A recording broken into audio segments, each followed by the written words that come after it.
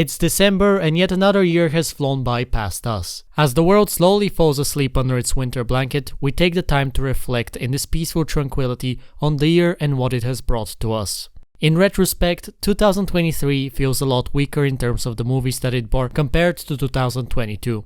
In my last year's video, I struggled to properly go through all the amazing and unique films that had come out that year. Movies such as Everything Everywhere All at Once, All Quiet on the Western Front and Decision to Leave were instant masterpieces, defining their respective genres in both story and techniques used. There were so many noteworthy movies that I had somehow missed too.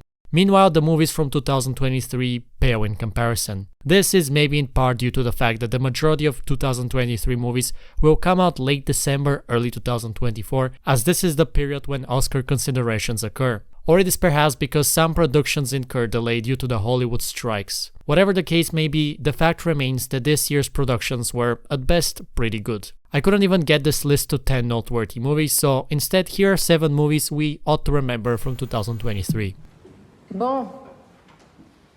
En effet, il y a un problème là, Daniel, non?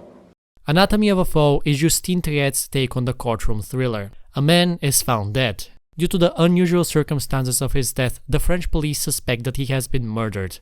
His wife, the only person who was around him at the time in their secluded house, is indicted and must defend her innocence before a jury. In the courtroom, their whole relationships with her husband is examined under the thorough cold gaze of the law, leaving no stone unturned, no private matter unexposed. The story keeps the viewer guessing whether the wife is responsible for his death or not. The movie masterfully reveals details about their life together in the courtroom, letting the viewer experience every shocking turn with the course of the trial. In fact, throughout the movie we never see directly anything about the two's relationship. The two characters never even exchange a single piece of dialogue. All we learn about them is what is presented during the trial. The movie is pretty good. I wouldn't call it anything visually spectacular, but it had a very solid plot and Sandra Hüller delivers an incredible performance. I can hear you film snobs furiously breathing, seething with anger over the fact that I have mentioned Barbie in such a list. And I agree, Barbie was not an extraordinarily good movie. Its plot had more holes than Swiss cheese. It was a blatant advertisement scheme. It tried to pander to too many groups at once, oftentimes unsuccessfully. It claims to battle stereotypes, yet all it does is reaffirm them. But Barbie was one hell of a fun movie. I enjoyed watching it thoroughly. I even laughed at some of the jokes. I cannot praise Barbie too much. It didn't even have some exceptional cinematography and its plot and themes were all over the place, never quite figuring out what it wants to do. But it was fun to watch. And the cultural significance of it, the whole Barbenheimer experience, dressing up in special attires to see just one movie, merits its position here on the list. Was all of this a clever marketing ploy? Yes, most probably. Should you still watch the movie if you want some more fun, relaxing experience? Yes, definitely. Welcome from the United States Military Science Research and Experimentation Division in conjunction with the Larkins Foundation. We salute you. I am a huge Wes Anderson fan and I was really looking forward to his newest movie, Asteroid City. But after watching it, I am most disappointed. Compared to his previous two movies, Grand Budapest Hotel and The French Dispatch, this one just lacks their Wes Andersoniness, their je ne sais quoi. Don't get me wrong, it has all the signature elements of a Wes Anderson movie, but the soul doesn't feel the same. Granted, it is a lot more of a meta movie and an analysis on art in general, but most probably Wes Anderson's own work. One moment took me so aback I couldn't quite enjoy the ending to the fullest. But if you have liked Wes Anderson's previous work, well, might as well watch this one too, to follow his stylistic progression. I personally enjoyed much more his Netflix short, but that wasn't a feature-length film for me to include on this list.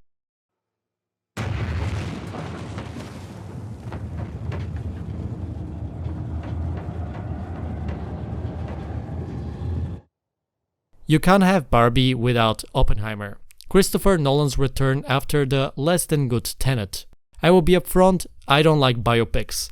You can never tell a person's life properly in a movie format. Human lives are too complex and often too boring to translate into an interesting story, hence why drama needs to be boosted artificially to create some more common story structure. Yet, despite all of this, I can appreciate Oppenheimer. Incredible visuals, great story structure, use of colors, and acting.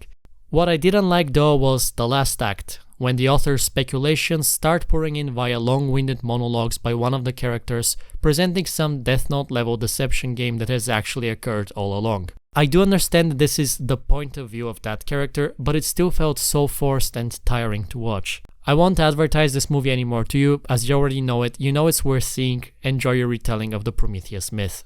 Before I move to my top 3 picks, I want to take some time to highlight a few dishonorable mentions. David Fincher, the man behind amazing thrillers like Fight Club, The Zodiac, Seven, that David Fincher announces he is working on an action thriller about a professional assassin. Of course I am excited. And what do I get in the end? John Wick, just with reduced spectacle.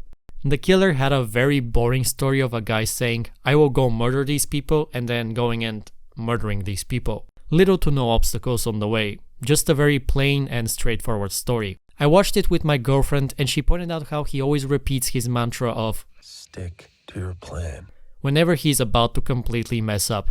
I don't know if this is on purpose, but this makes me think that he's not the best professional, just somebody very egotistical. I do like the introduction, where we take forever to get to the actual first kill, building anticipation, keeping the target unknown. Probably the only 5 minutes of the movie I enjoyed. And don't get me started on the ending. After watching this man go around and somewhat easily go and kill other professionals and infiltrate facilities, the movie ends with, "Maybe you're just like me, one of the many." What? The whole movie suggests quite the opposite, that you are somewhat special in the fact that you can defeat obstacles presented in your way. Terrible movie, don't watch. Next we have Ridley Scott's Napoleon. The same man who made The Alien, The Gladiator, and most recently The Last Duel. He will be making an epic in scale movie about one of the most significant people in human history. I went to watch this movie on its premiere and I regretted seeing it. Joaquin Phoenix's performance lacks any charisma to the point it almost feels unbelievable that people could follow this man at all. Any moment that marked a success in Napoleon's life was unequivocally matched with slapstick comedy that tries to present him as this incapable brute. Of course, you can very much choose to present him in this light, but to this extent it almost seemed farcical. I did appreciate the visuals, the costumes and the fights, but that is it. The two main characters have one of the worst romance stories to date, which was presented in a completely confusing manner. And again, a terrible ending. The movie boasts about its spectacular fights, only to end with statistics about how many people died during them, as if Napoleon is solely responsible for all wars in the 18th century. The movie tries to both have the cake and shove it up its ass at the same time. I have no idea how this movie got made. Killers of the Flower Moon by Martin Scorsese, easily one of the top 3 contemporary greatest directors, was such a train wreck. Maybe better overall than Napoleon, but it contained so many editing mistakes that I couldn't watch the movie. At one point I had to pause it and look for it online to make sure I had not gotten some pre-release DVD. The movie is a typical Scorsese gangster story, this time set in the 1900s Middle West. We follow the conspiracy to exterminate a whole group of indigenous people by a few greedy people who at the end never even get punished properly for their crimes. I have seen so many reviews praising Scorsese for putting on the big screen the original sin of the America, as if bathing in the USA's mistakes somehow makes your movie great. Don't get me wrong, it is great that this story gets put in the spotlight, and reading afterwards about it I was shocked how this could have actually occurred in the real world, minus some of Scorsese's exaggerations. But it's like reading a great story full of grammatical errors. It is frustrating to watch. The story is so confusing in the first hour. There is zero reason why these two characters decide to marry. They have zero romance between them. Overall, this movie is beyond a letdown. But anyways, I digress. Moving back to what in my opinion were the 3 best movies of 2023, we have The Boy and The Heron. This year really was the year of animation. Miyazaki's return after almost a decade-long hiatus is nothing short of amazing. I truly hope that this won't be the last movie of his career. The new Ghibli movie combines its incredible visuals with a sweet and tender soundtrack to deliver one of the best movies of this year. It is a pleasantly slow-paced story about overcoming the death of a relative. I highly recommend this movie to you, and if you enjoyed it, do check out also my favorite Miyazaki film, Howl's Moving Castle. At number 2 comfortably rests Beau is Afraid by Ari Aster. After Hereditary and Midsommar, he gives us yet another gripping thriller, this time exploring the overbearing mother. The first act is incredibly anxiety-inducing and genuinely unnerving. Events occurring don't seem to make any sense, but you have to remember that this is Beau's perception of reality, an incredibly anxious and cowardly man who always imagines what is the worst that can happen. The second act seems a lot weaker, especially the scene at the woods. But the third act delivers a nice closure to the story, tying most story plots. An over-controlling mother who has chosen what her grown son does, what he eats, with whom he interacts, and even where he lives. And all she asks in return is his complete, unconditional devotion to her. This has led to Beau growing up to be an incredibly indecisive and cowardly man. He fails his hero's journey, choosing instead to run away from it. He becomes emasculated. The movie is full of great visuals and some little details which you might have missed on your first watch through. Definitely you should check this movie out. I am surprised that it hasn't gotten a lot more praise this year. Granted, it is too stuffed, too much unnecessary plot themes and ideas explored. Could have easily been trimmed down a tad to deliver a more focused narrative. Oh, Spider-Man, wow. This is real. So are you like a cow or a Dalmatian? Without a doubt, the best movie of this year is Spider-Man Across the Spider-Verse. At least from the movies that I can see, but more on that later. This really pisses me off. When I watched the movie back in April, I was absolutely amazed by how brilliant it is visually, and then it just ended. It's an incomplete movie. We barely have gotten to the rising action. I don't think I can fully judge it yet until its second part comes out, which we don't know yet when that will be due to the Hollywood strikes.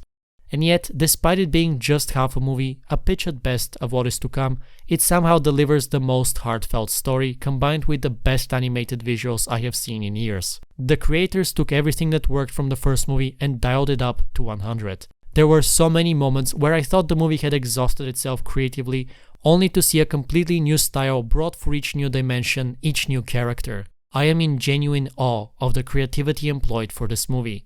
Still, I deserve my right to shit on it if the second part comes out to be quite bad. Anyways, this concludes the list of 7 movies from 2023. Trust me, I have probably heard of all the other ones you are currently typing in the comments saying how I have missed them. I couldn't have seen Poor Things as here it doesn't come out until February 2024. So I will leave the movie for the next year's list. There were so many other ones which I either couldn't find like the Korean Cobweb or won't come out until early January like The Beasts. As such, this year feels empty in terms of the quality of works it has borne. And this was supposed to be the year. Christopher Nolan, David Fincher, Martin Scorsese, so many big name directors, only to deliver their worst works by far. This year has been a letdown. But with this, we turn a new page and we look hopefully for what is to come in 2024. Merry Christmas, Happy Hanukkah, and Happy New Year to all of you.